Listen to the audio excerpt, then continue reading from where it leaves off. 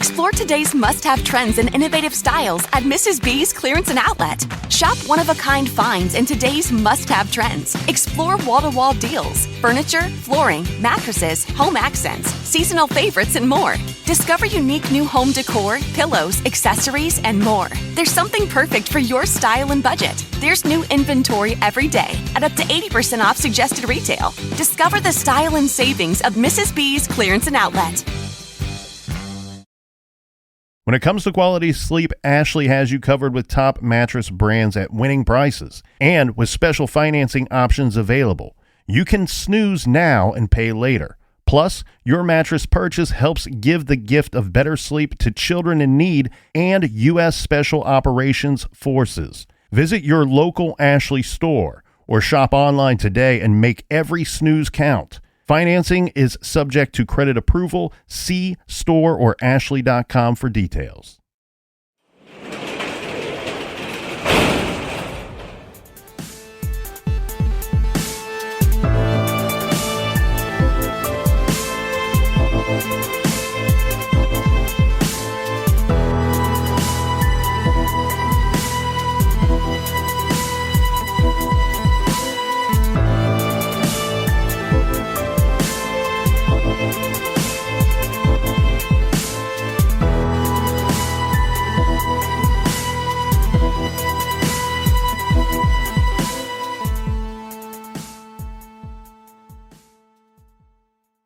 Welcome to True Crime Garage. Wherever you are, whatever you are doing, thanks for listening. I'm your host, Nick, and with me, as always, is a man who just finished reading Somehow, Someway by Gordon Shumway. He is the Captain. When you laugh at the Captain intros, you can tell I wrote them. And when they don't make any sense, those are Nick. It's good to be seen, and it's good to see you. Thanks for listening. Thanks for telling a friend.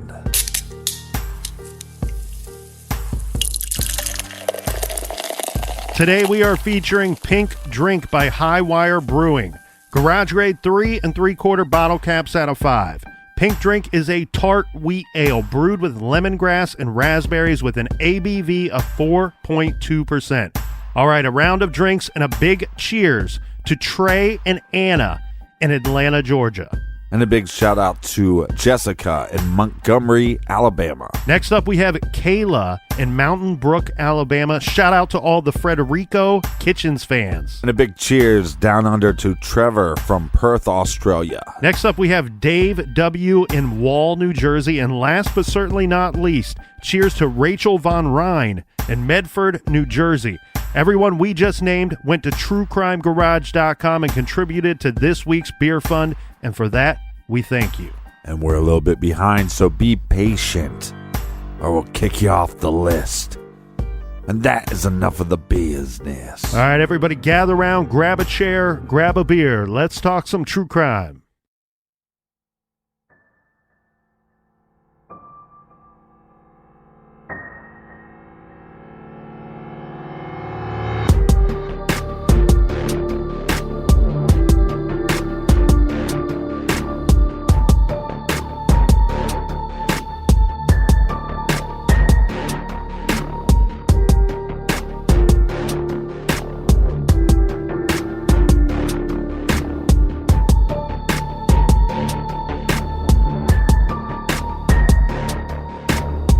Friday, October 27th, 1989, Bay Village, Ohio. This should have been just a normal, typical Friday. The kids go off to school, the parents go to work, and when everyone gets home, we can start our weekend. But on this Friday, not everyone will come home. 10-year-old Amy Mihaljevic went to school. She was in the 5th grade at Bay Village Middle School. After school, she walked with friends to the Bay Village Shopping Plaza. Amy was last seen that day by 2 of her peers. They would later report that they saw Amy Mihaljevic standing outside of the Baskin-Robbins ice cream shop. Amy was approached by a man in his early 30s, standing about 5'8" to 5'10" tall, with dark hair and maybe a bald spot on the top of his head. One witness said the man was wearing a tan jacket and might have been wearing glasses, but could not be sure. The man walked right up to Amy, leaned down, and he said something to her. He placed his hand on Amy's back and led her away. This man walked right up to her, spoke to her, and then took her. No one who saw the man with Amy knew who he was. And to this day, we don't know who he is. But we do know that he is a very, very evil man.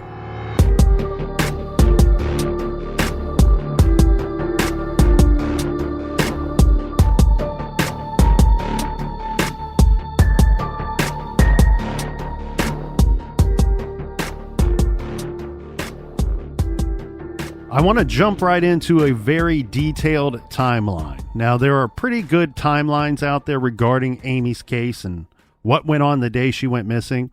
The Lake Erie Murders documentary does a pretty good one, but the best timeline, I believe, is found in James Renner's book, Amy, My Search for Her Killer.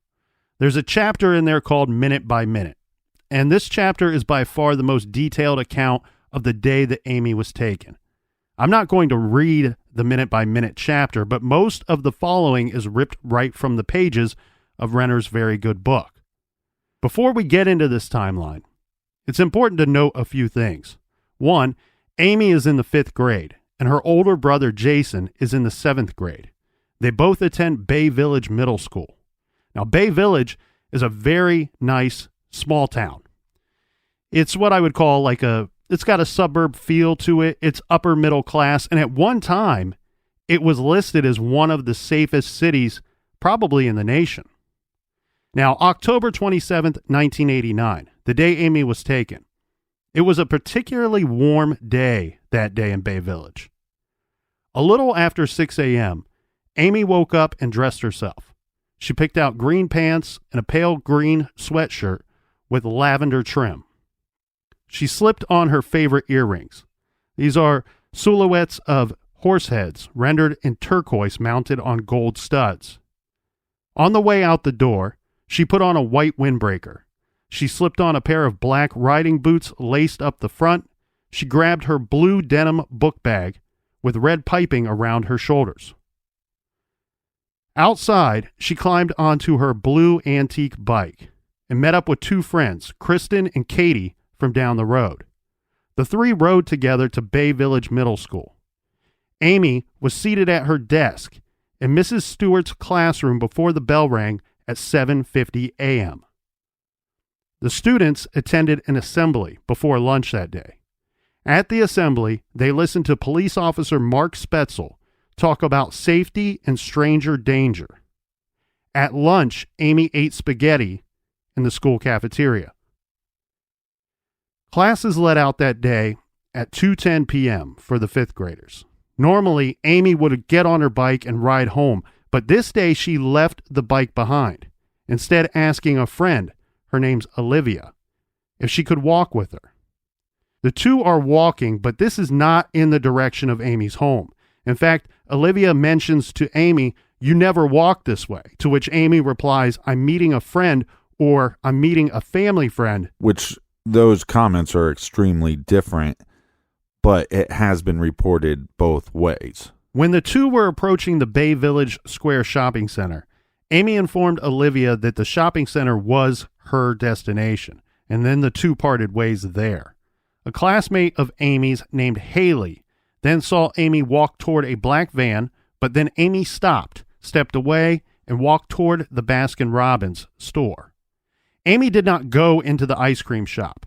She stood outside swinging around the pole, keeping her head down, apparently lost in thought. Around 2:45 p.m., a girl named Maddie was near the Baskin-Robbins. She saw Amy, and she saw a well-dressed man in a beige or tan jacket walk up to Amy. He leaned forward, said something to Amy. He put his hand on her back and led Amy away. At that time, Maddie assumed this was Amy's dad. At 3 p.m., Amy's brother Jason arrived home. Now, this is one of those really sad, lesser-known moments in this case. Jason later says that his intentions after school that day were to go to the shopping plaza. He did not intend on going to the shopping plaza because he knew that Amy was there. In fact, he had no idea that she would be there. He was going to go there just because so many of the other kids would go there after school. Mm-hmm. However, on his way, Jason spotted some boys that were older than him, and these boys often picked on Jason and some of the other kids. So seeing these boys, Jason decides to go home instead. Now, this is why I say this is a really sad moment, and I know that I can tell from listening to Jason talk about his sister's case and talk about the events of that day, he holds a lot of guilt regarding this decision, because there's got to be a small part of him that wonders and thinks, hey, had I gone to the shopping plaza that day and seen my little sister and said, what are you doing here? This whole thing may have been prevented. Yeah, if Amy was hanging out with her brother, maybe this perpetrator wouldn't come up to Amy, or if he did, that Jason would have been able to identify this individual. Yeah, and the thing to note here that I think is very important, there's a lot of kids coming from the school going to this shopping center, okay? And whoever this offender is, when they approached Amy, even though there are a lot of other people around, a lot of kids, Amy is by herself at this time. Right. And as you said, had the brother been standing right next to her or interacting with her, this person may have thought this is not the opportunity that he was looking for. Well, and to be clear, the other kids are there for a different agenda. They're there to be at the Baskin Robbins or to be hanging out. Amy is there, which we know because she told her friend, she is there to meet somebody. Yeah, and I want to be clear. I don't think that Jason should have any guilt regarding this decision that he made. He made this decision based off of these older boys being real jerks. And, a lot of us have been there where we've been sidetracked or stepped away from something we wanted to do because people we don't enjoy being around or people that could be harmful to ourselves are there. So that brings us to about 3 p.m. on the timeline. Yeah, Jason arrives home from school, and at this time he calls his mother, Margaret. She's at work. Now, it was common for both Amy and Jason to call her once they got home from school. Jason tells his mom that Amy is not at the house. Now, this does raise some alarms for Margaret. But just a few minutes later, after Jason called, Amy then called Margaret. Margaret, assuming Amy was calling from home at the time. Amy tells her mother that she stayed after school for choir auditions. Later, Margaret said Amy seemed off, as if she was rushing the conversation and not her typically talkative self. Margaret, a little rattled by the whole situation, does decide to leave work a little early. That day, she packs up her things for the weekend and leaves work. Margaret arrives home pulling into their driveway on Winford Drive sometime between 4 and 4:30 p.m. Jason is quick to point out to his mother that Amy still has not come home. The maternal instinct kicks in. Margaret rushed to the middle school. The first thing she notices is Amy's bike is still in the bike rack. Margaret tried to get into the school, but no luck. So she jumped in her car and drove straight to the police station. Now, we should also note the layout of Bay Village here. At this time in 1989, the middle school is just right down the street from the shopping center. And pretty much right across the street from the shopping center, we have the police station. So very quickly, she's able to arrive at the school, notices the bike, can't get access to the school, drives to the police station. This stuff is all happening very quickly. Once she gets to the police station, Amy's mom's going to report her missing right away. The officer that took the report, this is Barbara Slepecki. This good officer did not waste time treating Amy as a runaway, which was the standard protocol at the time. She believed Margaret and Margaret's fear, and somehow she knew that this was the real deal. So a call went out to officers and to surrounding towns, this at 5:58 p.m. The call included an incomplete description of Amy, But at this time, we have officers in Bay Village and officers in surrounding towns looking for the missing little girl. Mark Mihaljevic, unaware of the growing storm at the home front, he arrived home from work at 6:30 p.m. to find his family in a panic and Amy gone. Yeah, didn't he work at a car dealership? He worked for Buick at the time and was more involved than just a singular dealership. Okay.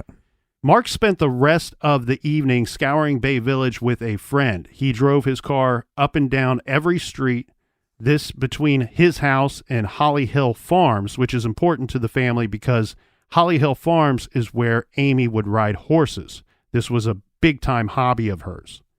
He also drove between their home and the school and Huntington Park, and he walked through ravines and the woods calling his daughter's name.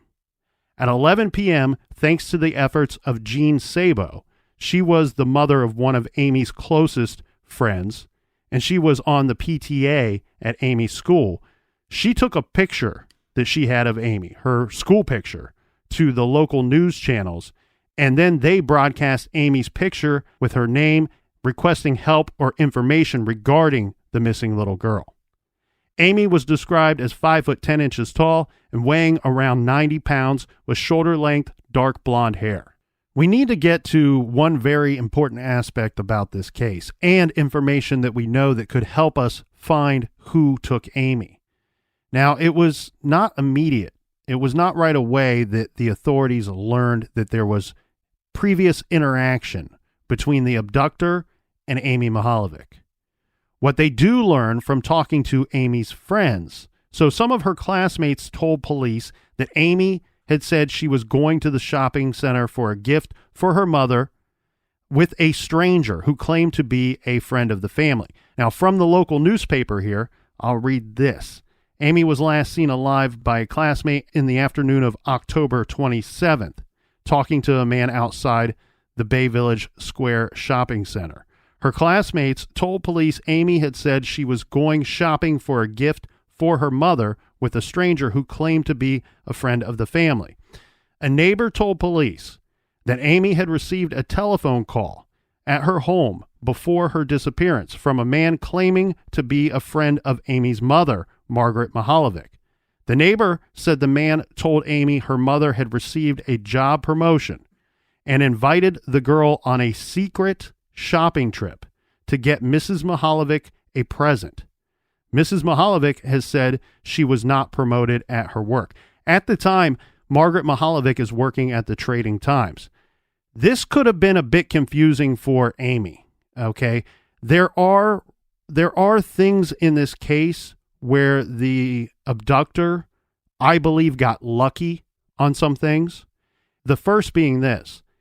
Amy's mother did not receive a promotion, but at some point, not too long before this abduction, Margaret went from part-time to full-time. Now, Amy was a very smart young girl, but I could see her assuming that that might be a promotion. This adding to the credibility of the stranger that's calling on Amy's behalf. You know, your mother recently received a promotion. This would feel to Amy that maybe this person is who he says he is. He's a friend of my mother's because he knew that she is now working full time. Yeah, so that's a detail that maybe he just got lucky on. Or is it a detail that leads somebody to believe that he actually knew the mother?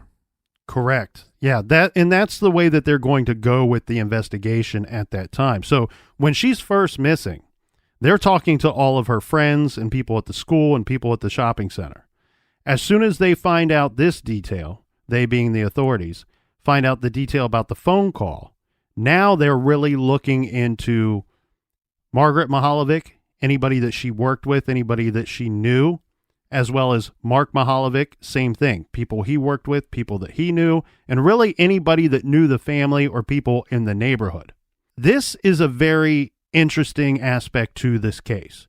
And I think that this is why, one of the reasons why this case has remained somewhat in the spotlight, especially for northeastern Ohio, for so many years.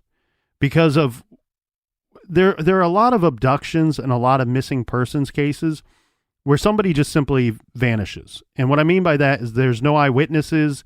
There's not much of a story as to when they were last seen or who they were seen with. Yeah, there's not a story leading up to them going missing or a story afterwards. So here we have, not only do we have eyewitnesses who saw a man with Amy at the shopping center, now we have a situation where he was unlucky because Amy didn't keep this a secret. She did tell some of her friends, hey, I'm meeting a friend and I've received these phone calls. Now, there is some debate if it was one call or multiple calls or how many calls it would have been. Personally, I believe there was probably more than one call. But one thing that leaves this case, and I think intrigues people about this case, is the aspect of the phone call itself. This is what you have when you have a case with a little meat on the bone. There's something to chew on here. There's something to ponder. This could be an angle that could lead you to the right suspect. Now, there were other calls made to other girls. This before Amy went missing. Yeah. It's been reported a whole bunch of different ways that there were multiple calls placed to girls that lived in North Olmsted Falls, which is not terribly far from Bay Village, but it's not terribly close either. Through the years, I've really paid attention to the reports about these phone calls because I think that these calls are connected to Amy's case. Right. Now, what I have seen as far as Bay Village law enforcement and the FBI is concerned, they have stated on the record that they believe two calls to two different girls are probably connected to Amy's situation. Keep in mind, this is 1989. It was not uncommon for people to crank call people back then. Yeah. It was not uncommon for perverts to pick up the phone and just randomly dial somebody. Well, and also how many girls came forward afterwards saying, oh, I got a call, but never received a call. Possibly, but what we do have on record is the law enforcement telling us that out of all of these people that came forward, we believe that two of these are probably connected. So not all of them, but probably two of them. To which the reason why I think they would know that they were connected is I believe the caller probably said similar things to these girls to what Amy told her friends was said to her.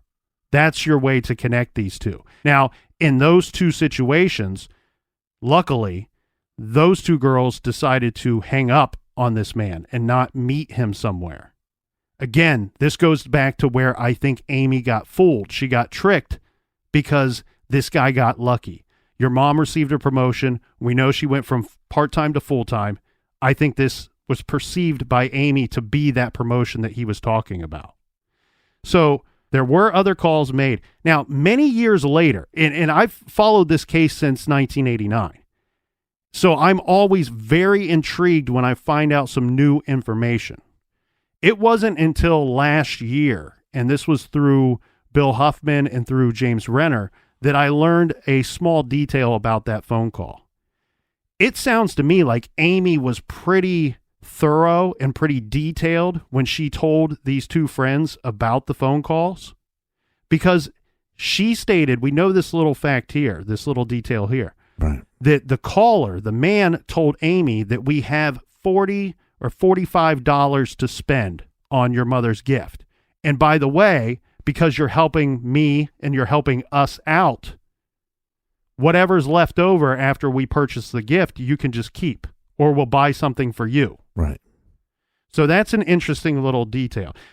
The problem with this case and the problem with the perception of this case has always been that so many people immediately jump out of their chair and go, well, why the hell wouldn't law enforcement just figure out who the caller was by the call log to the house, to Amy's house? Look for the number that doesn't fit, or look for all the incoming calls that were received leading up to her abduction and trace down those phone numbers to addresses and to individuals and interview those individuals. The problem with that scenario is at the time, police's hands were a bit tied on this and they just couldn't get that type of information. What we learn is basically the phone records that are kept by the phone companies at that time are very basic. Right. Very simple. if it's a long distance call, it is billed differently than if it's a local call. So therefore, the phone company keeps track of all of the long distance calls going in and out. However, they don't keep track of local calls going in and out because they're not billed in that same manner. There's no reason for them to keep that record. But what that does tell us is that the call or calls that Amy received came from the same area code where she lived. But an area code is pretty large. And probably larger back then, covering a larger radius back then than today. Yeah, true. So back then, the chief of police for Bay Village was William Garreau, and I'm hoping I say his name right. But in the newspapers, he stated that the two calls that they believe could be connected to Amy's case took place in March and April of 1989.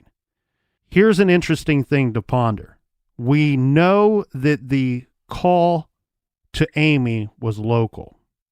So if law enforcement firmly believed that these two calls, out of all the tips they received about other possible calls, if these two calls were connected to Amy's case, you damn well better believe that they tried to track down that information the same way that they tried to track down the phone call information regarding Amy's calls.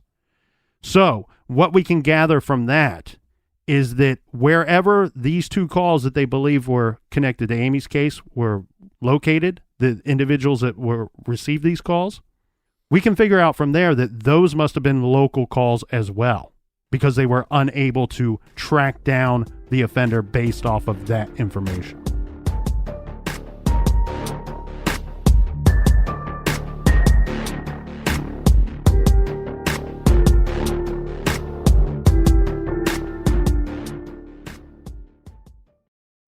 This show is sponsored by BetterHelp. Do you look forward to the holidays? Maybe you struggle with seasonal blues. This time of year can be a lot, and it's natural to feel some sadness or even anxiety about it. But adding something new and positive to your life can counteract some of those feelings. Therapy can be a bright spot, something to look forward to make you feel grounded, and to give you the tools to manage everything going on. If you're thinking of starting therapy, give BetterHelp a try.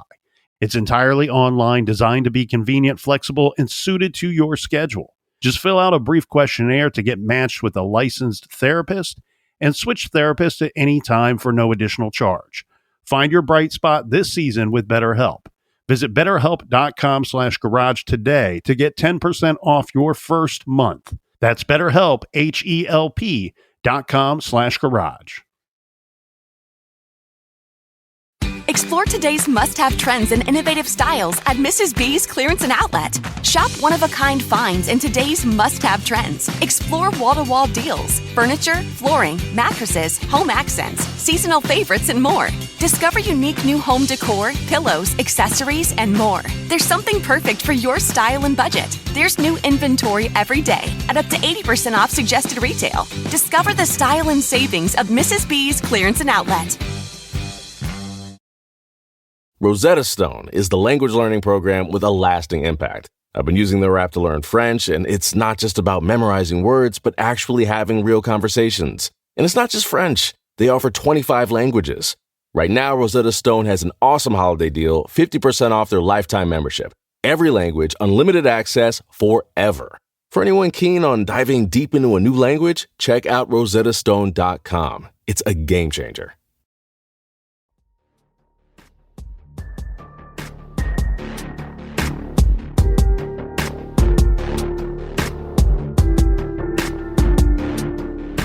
All right, cheers, mates. Let's get back to the Amy Mihaljevic case. Cheers to you, Captain. Right through the glass there. On the morning of February 8th, 1990, Janet Siebold is out enjoying her daily early morning jog. She was maybe a mile from her house, jogging along County Road 1181 in Ashland County. This spot is 46.8 miles from the Bay Village shopping center where Amy was last seen.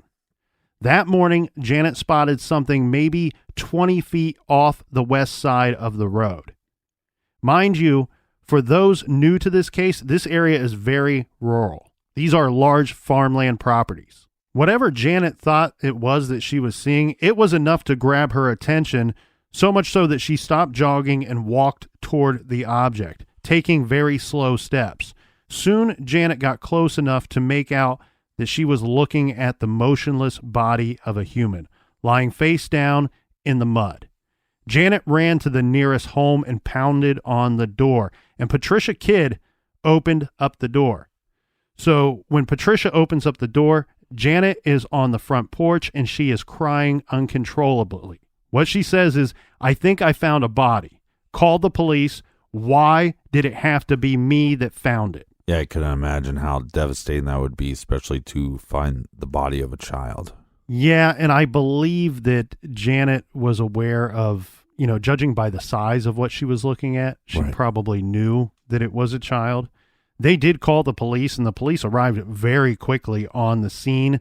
The very sad thing here, too, is Amy's case was so well known to the public and to the surrounding areas that even though this little area, this farmland community that's 48 miles away from where she was last seen, the local authorities there were aware of a missing girl. And actually, they were looking for a potential body in different locations of their county leading up to this.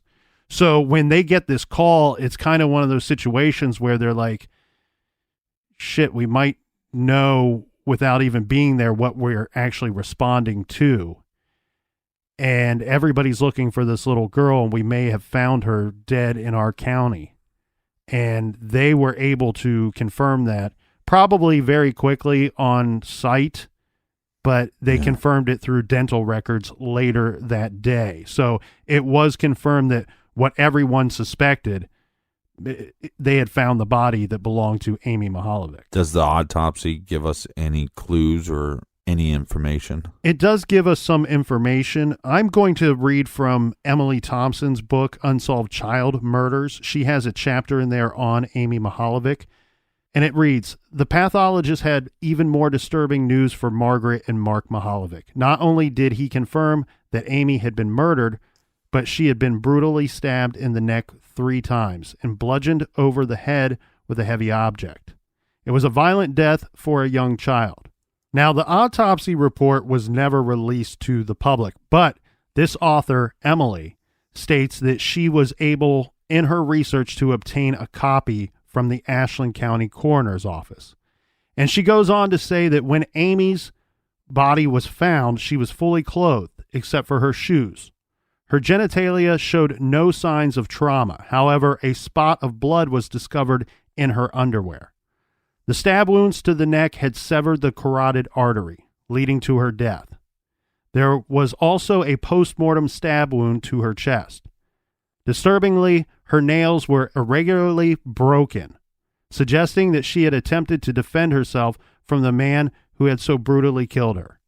Her body was in an advanced state of decomposition, indicating that she had been dead for several months. So most likely she was killed closer to the abduction date than the date that she was found. Yes, that's the way that it would appear, judging by those statements in Emily Thompson's book.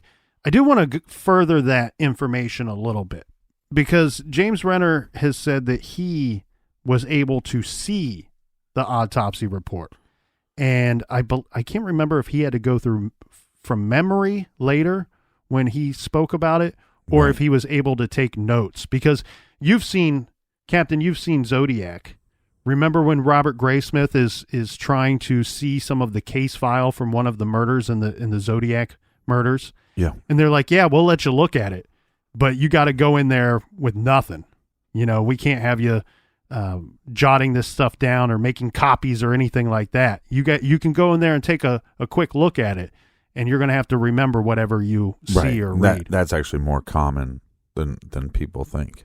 Yeah. So Renner has said publicly, I believe it was on his website, he stated that, this was a big moment for him because it was a big battle for him to win, to see this autopsy report. It was something he was trying to view for quite some time before he was actually allowed to look at it. After viewing it, he did say, there are things in there that I'm just going to keep to myself. And I have absolutely zero problem with that. We have covered cases where they are open cases, and we've come across some information or seen some things and had to make the decision it's in the best interest of the investigation, of the open investigation, that some of this information is not widely known, isn't public. Right, but it still makes you curious when you hear something like that. Yeah. Especially with a guy like James Renner that is so open about his investigations on cases. Well, and especially this case. Yeah. Maybe brutally honest, we should say, when it comes to Amy's case. And I think that's just because he like so many of the rest of us, this is an important case to him personally, and he, like so many of us, want to see this thing solved. I want to go into some things here because there's always been the question of, was Amy sexually assaulted? No. And from the statement that we just read, you can't really gather, it doesn't sound like she was raped. And I'm sorry to use these terrible words and descriptions, but this is where we are. Yeah. There are indications that there was some form of sexual assault. Right. One being that when they found her, remember that she is fully clothed, and I just used air quotes there. But the underwear that she was wearing when she was found was inside out. Now, this could have just been happenstance, could have just been an accident or whatever, but law enforcement believes that this is an indication that she may have been redressed at some point. And then we further that with what Emily Thompson says in her book about there being blood inside the underwear, Amy's blood. Yeah. Well, the injuries that occurred that led to her death very likely would not have placed blood inside the underwear. Right. So it's another indication that at some point during whatever assault occurred, that she was in a state of undress or partially undressed. And to further that thought, I have never, in all my years of following this case, I've never heard an investigator say anything other than the following. We can't think of any other reason why somebody would have taken her. When asked specifically, was she sexually assaulted or raped? They said, we can't, there's things to indicate that. We can't prove it. We can't say 100%, but we believe some type of assault happened based off of the information we can see. But furthermore, we can't find any other motivation for the abduction in the first place. And we've talked about it before. It's sad that we live in a world that we can walk down the street, zero motive, if we don't have money on us or if somebody doesn't dislike us. But females walk around with a motive on them 24/7 with all these creepos out there.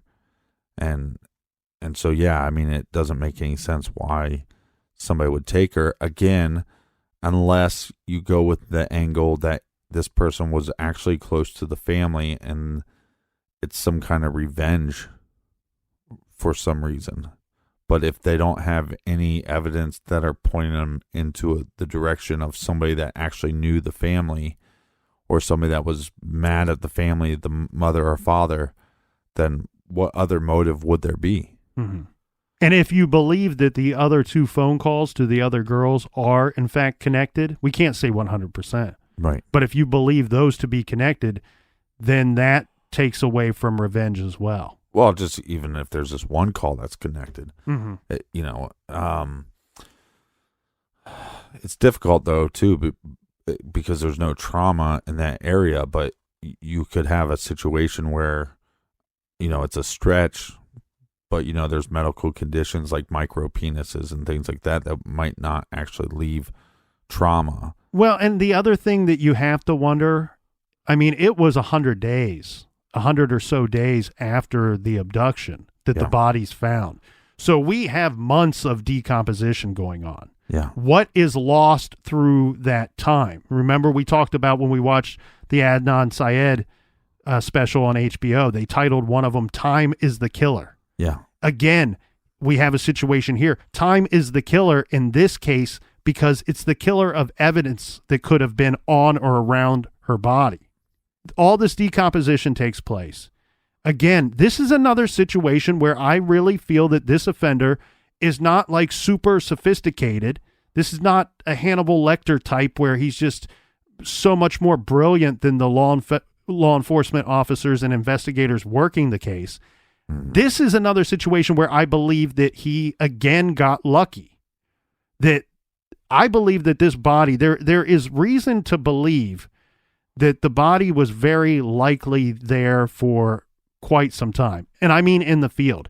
And the thing that we also should point out here too is there has never been an investigator who has visited that dump site that recovered her body that day that has said, we believe she was killed here.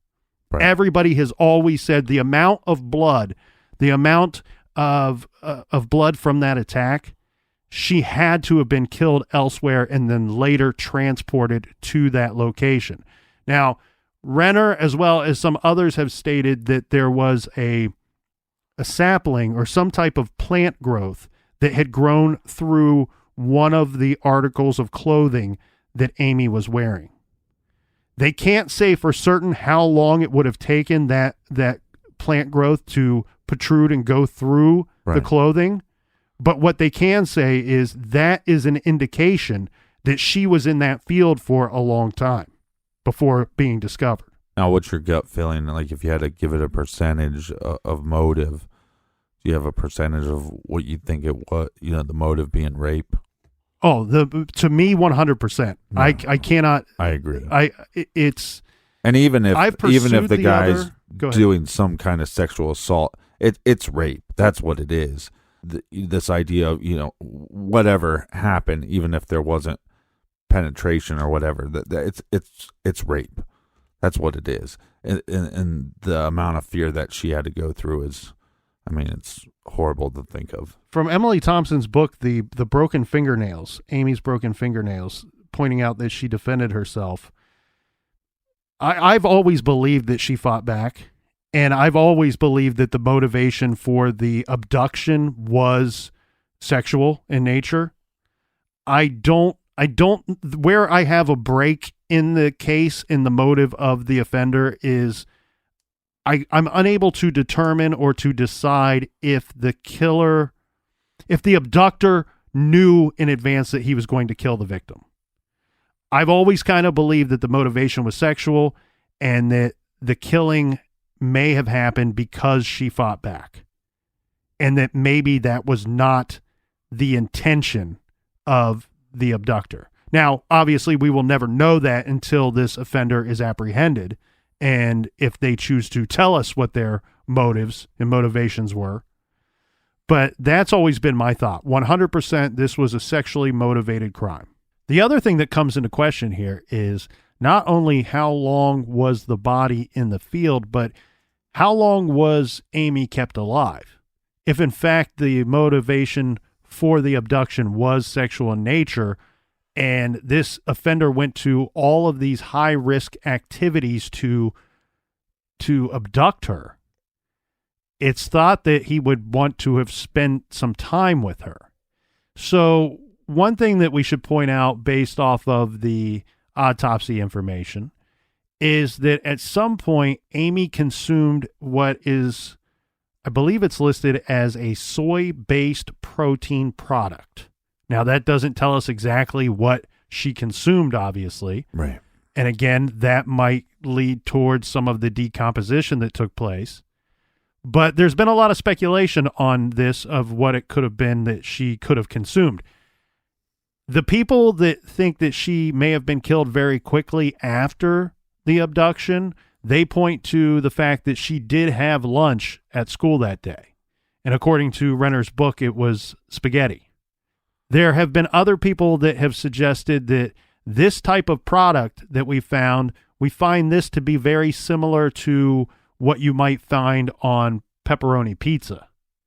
And if that's the case, then she consumed another meal after the abduction, as far as we know.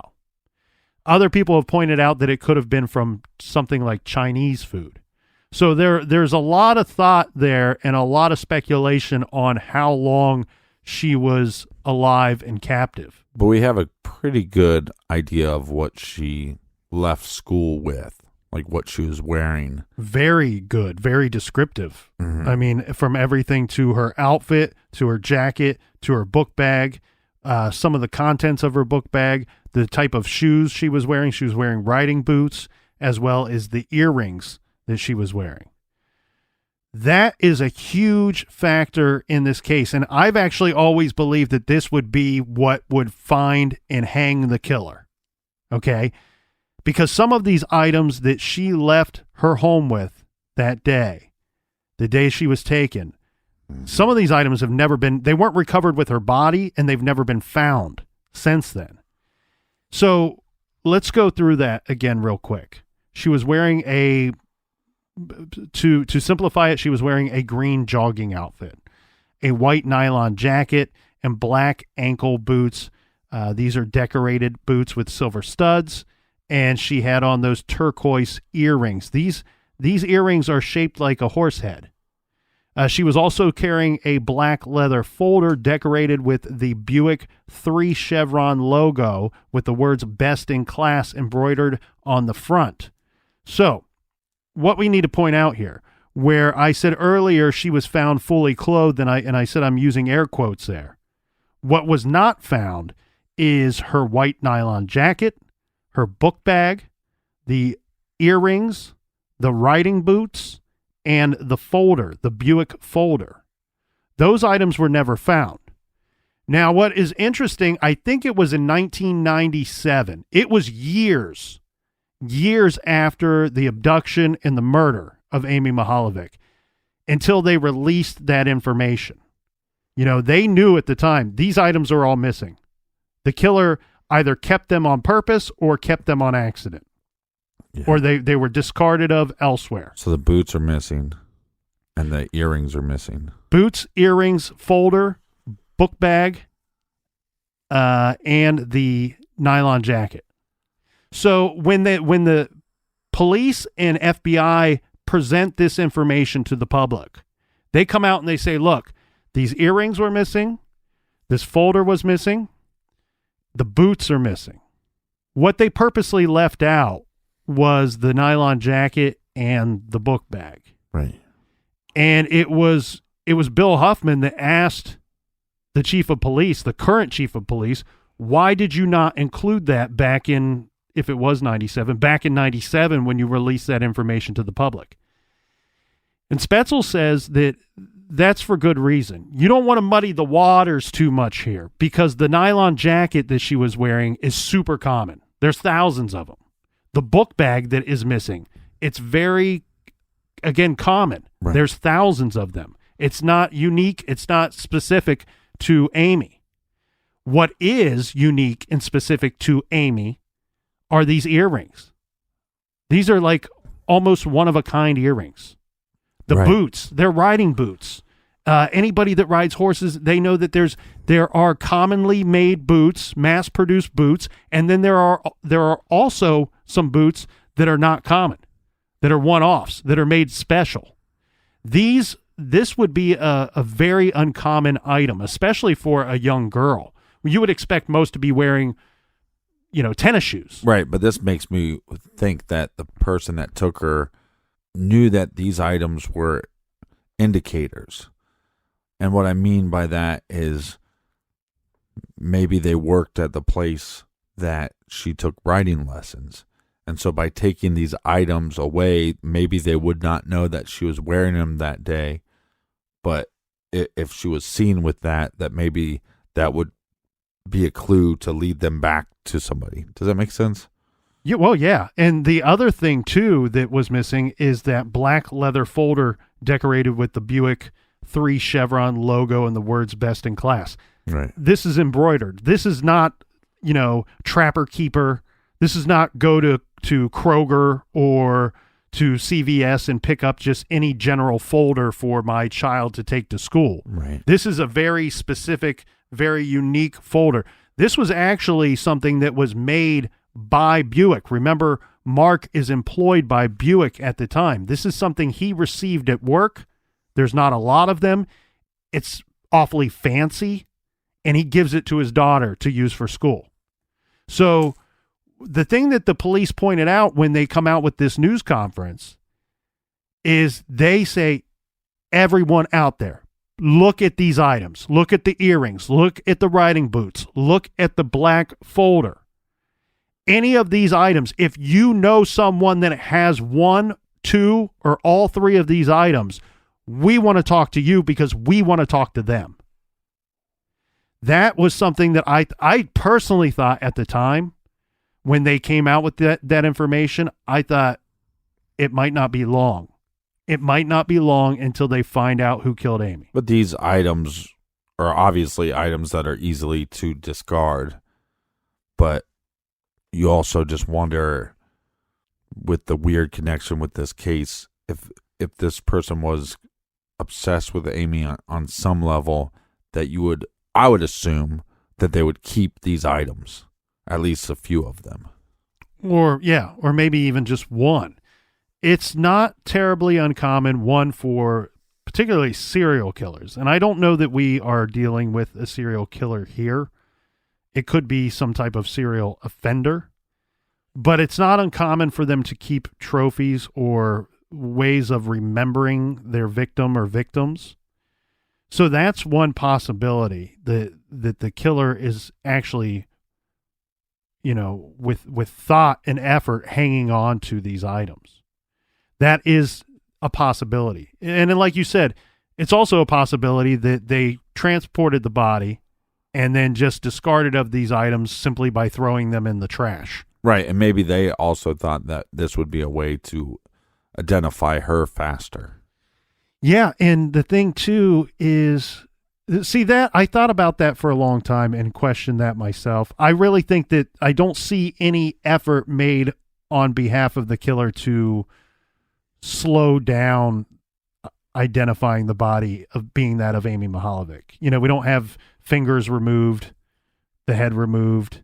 We don't have the body being buried. Right, but we have a long period of decomposition, so you wonder if she was somewhere else.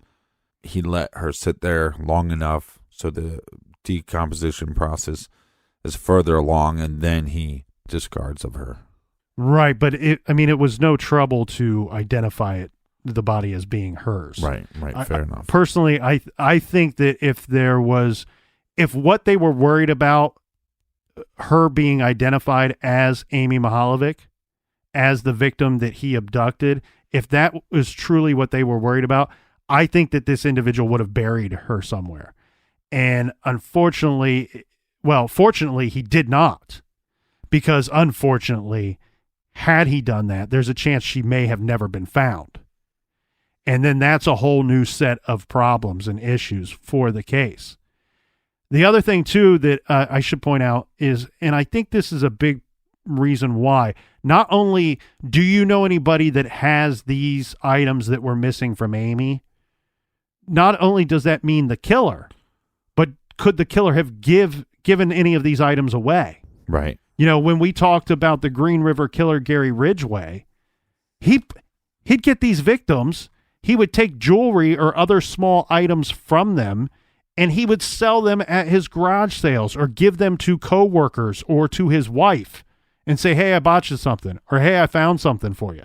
Well, and we both believe that these are sexually motivated. It's a sexually motivated crime, and we both believe that this perpetrator would not stop trying to commit these sexual crimes, to molest or rape young females. So these could be gifts as part of the grooming process to other victims. Yeah, I don't know how many times this offender has offended, let's say, but I don't believe this was his first attempt at doing so. Amy was not his first attempt at doing so. And if, in fact, he did not intend to kill her and it went that way, it went very wrong for him, there is a chance, be it a very, very small chance, in my opinion, that it was enough to scare him off of this for good. But I don't think that that's the situation. I think this individual probably attempted to offend again, but making sure that murder wouldn't be the end result. So that is what was not found, but there was an update about what was found at the place that she was left. Okay, so this update took place June 23rd in 2016. I know you and I spoke about this on mic somewhere, right? Did we do that on Off the Record? I believe so. Okay, so let's go through this real quick. On June 23rd, 2016, Bay Village Police Chief Mark Spetzel, Cuyahoga County Prosecutor Tim McGinty, and FBI agent Phil Torsney held a press conference in which they presented never-before-seen evidence in hopes that it could refresh someone's memory. The evidence was a handmade curtain and blanket that had been discovered near Amy's body. When the items were tested for DNA or fingerprints, canine hairs that matched Amy's dog, Jake, were found on both items, indicating that his hair, the dog's hair, had been transferred from Amy's clothing to the curtain and blanket. When Amy was found, she had not been draped in either item, leading investigators to believe that the curtain and blanket had most likely come from the location where she was murdered. It is theorized that she may have been wrapped in them to conceal her body while her killer transported her to County Road 1181. Identifying the curtain and blanket could lead investigators to the scene where she was killed. At the same press conference, it was also revealed that the reward fund for any information leading to the arrest of Amy's killer was now up to $50,000. Now, I think when we spoke on record, or off the record, or wherever it was, Yeah. that I expressed some anger and disappointment to the investigators and the investigation of Amy's abduction and murder. And I said that because I was frustrated at the time. I was happy to learn about the new information, but I was frustrated to learn that 26 years later, hey, does anybody know where this curtain came from or this blanket came from? Because we believe it's connected to her murder. Yeah, and the fact that they were custom made. Yes, these are handmade items. To me, they actually look like they were an item that served a purpose at one time and were repurposed, reconfigured in a way to serve a different purpose later. And yes, very likely, if they found hairs, Amy's dog's hair on these items, then they are connected to Amy. They are connected to her murder. I do want to clear something up. And this adds to the defense of law enforcement and not to my own defense. But Yeah, screw you. Yeah, screw you, Nick. I later learned that the reason why they waited so long to release this information is that for many, many, many of those years, I don't know how long, but for a good majority of that time, they did not know that they were connected to Amy. Right, they were just found close to her. They were found close to her. She wasn't found wrapped up in these items. It wasn't obvious that they were connected to her. It was only through finding those hairs on these items that they were in fact connected to her and to her case. So, but that tells us something, right? Because it tells us a lot. But I kind of want to go through this just real quick before you jump in with that idea. Later, when I was reviewing some of my stuff that I've collected over the years on Amy's case, I found newspaper clippings where the investigators that responded to the call about the body being found in the field, you can see pictures of them in the newspaper where they are carrying trash bags full of items. So, again, this is not through a lack of effort on anyone's part in the investigation. So I'm kind of slapping myself here for expressing some anger toward that notion. What they did was they collected just about any item that they found within a half-mile radius of her body. This would have been everything from people, from terrible, worthless people that throw trash out their car windows to cigarette butts, beer cans, beer bottles, anything that was just flying around, flapping in the wind, blowing around in that field out there. They collected all of those items. And the way that it works is back then, keep in mind, this is 89, this is 1990. They had to send items off to the FBI for testing. And the FBI, of course, this is in its infancy, this kind of technology. The FBI is saying, you can't send us a whole U-Haul truckload full of trash bags full of stuff that you found at the scene. Right. We can't test all that stuff. Send us what you think is connected first. We'll test that. We will come back to you with the results. Then later you can send us some more, and you can send us some more. I have heard this. I obviously don't know if it's true or not, but I believe that the curtain and or the blanket may have been found anywhere from 100 feet to 100 yards away from her body. So if you just take the most simplest idea of investigating and deducing what items are more likely to be connected to Amy than items that are less likely to be connected to her body, you start with the stuff that you find closest to her. So, I'm just I wanted to throw that out there to admit that I was wrong. There. I don't know. She had to be transported somehow. And that could have just been the murderer carrying her. But back to my point, there's not much, there would be no sign of blood on these curtains. Correct. It does not appear to be that way, and they've never stated so. If they did find blood on them or anything they thought to be blood, they probably these items would have been sent much earlier for testing. Right. So what this can tell us is, what we actually know here, 100%, is Amy's body and or clothing came in contact with these two items at some point. So she had either laid on them, been wrapped in them, or concealed in them, or all three at some point during the course in which she was held before the body is placed in that field.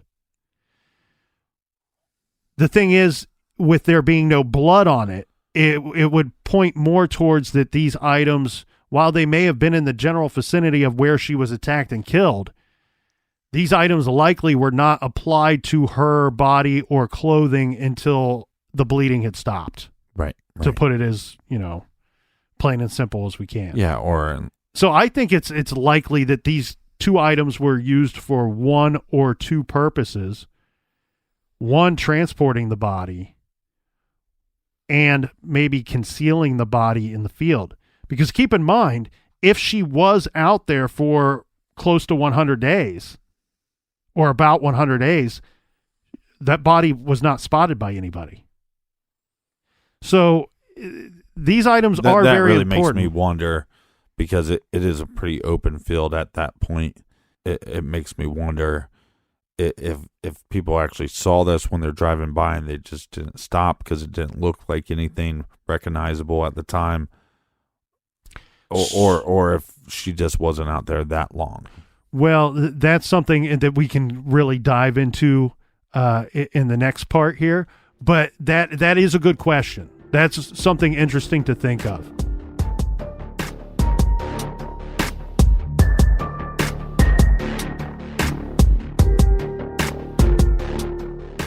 And for our old episodes and off-the-record episodes, check out the Stitcher app. You can also find our show Off the Record if you go to truecrimegarage.com and click on the Off the Record link. And until tomorrow, be good, be kind, and don't litter. Screw you, Nick.